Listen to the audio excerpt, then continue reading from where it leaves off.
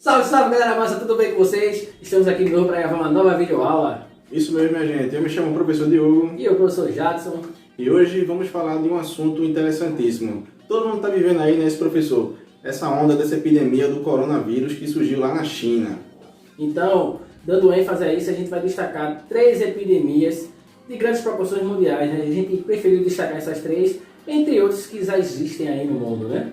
Quem sabe, se vocês gostarem, a gente pode fazer uma parte 2 do vídeo, né, futuramente. Então, antes de começar o vídeo, né, deixa aquele velho like para não esquecer, se inscreve no nosso canal, curta a nossa página lá que tá muito boa e a gente vai continuar divulgando nossos vídeos. Então, roda aí, Júnior, já a gente volta.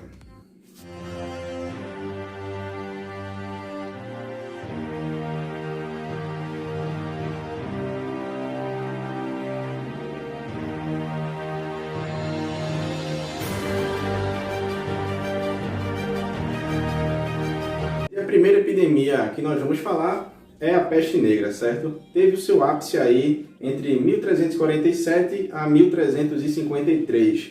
Todo mundo já deve ter ouvido falar da peste negra, que foi uma epidemia aí que dizimou 1/3 da população da Europa, né?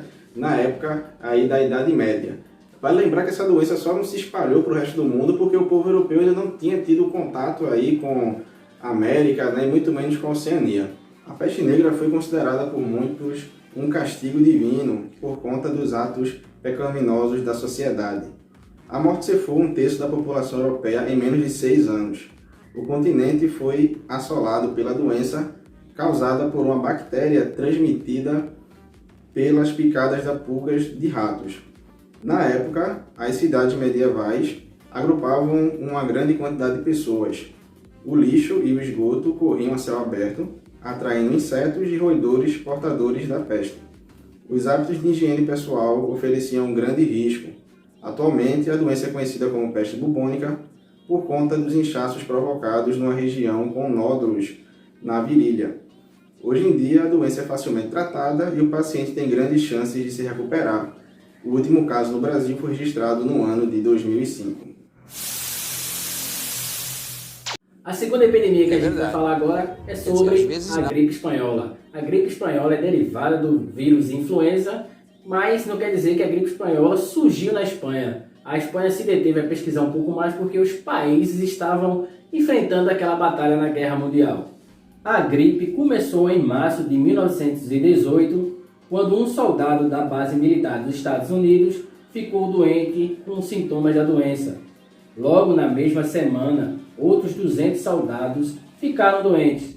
Assim, foram se espalhando para outras bases americanas e chegou facilmente na Europa devido à Primeira Guerra Mundial. O Brasil não ficou livre da doença, que chegou em setembro de 1918, através de navios provenientes da Europa, e chegou a vitimar o presidente eleito na época, Rodrigo Alves. Nossa última epidemia do vídeo de hoje é a AIDS, certo? Ela oficialmente foi dado esse nome em 1981, mas na verdade o vírus surgiu muito tempo antes. Você tem certeza? Não existe nenhum consenso de como surgiu, mas a grande maioria dos cientistas acreditam que tenha surgido na década de 1930. O vírus estava alojado em alguns chimpanzés provenientes aí do continente africano e o vírus na verdade chamava SIV. O vírus não transmitia nenhum tipo de sintoma para os chimpanzés, mas acredita-se que as tribos locais da África, ao domesticar os animais, acabou contraindo o vírus, que é um vírus altamente mutante, né? E logo se transformou aí no vírus hoje conhecido como HIV. A doença ficou restrita a pequenas tribos locais, mas se espalhou por volta das décadas de 1960 a 1970, durante as guerras que resultaram na independência de vários países africanos. Assim, no início da década de 1980, várias pessoas relatavam sintomas da doença que ninguém sabia explicar. Só em 1981, a AIDS foi reconhecida como doença. Foi nesse mesmo ano que o paciente zero morreu.